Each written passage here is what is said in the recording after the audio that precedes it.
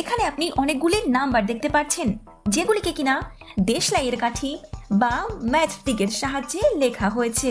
প্রথমে লেখা আছে 8, তারপর আছে 9, তারপর আছে 5, আর নিচে রয়েছে দুটি নাম্বার 3 আর 7।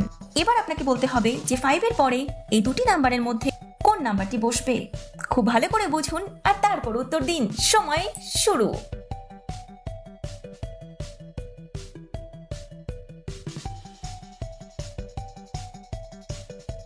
সময় শেষ।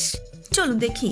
আপনি যদি খুব ভালো করে নাম্বার 8টিকে দেখেন, তাহলে দেখতে পাবেন যে এখানে 1টি 2টি 3টি 4টি 5টি 6টি 7টি কাঠি রয়েছে। এবার দেখুন পরের নাম্বারটি। এখানে আছে 1টি 2টি 3টি 4টি 5টি 6টি।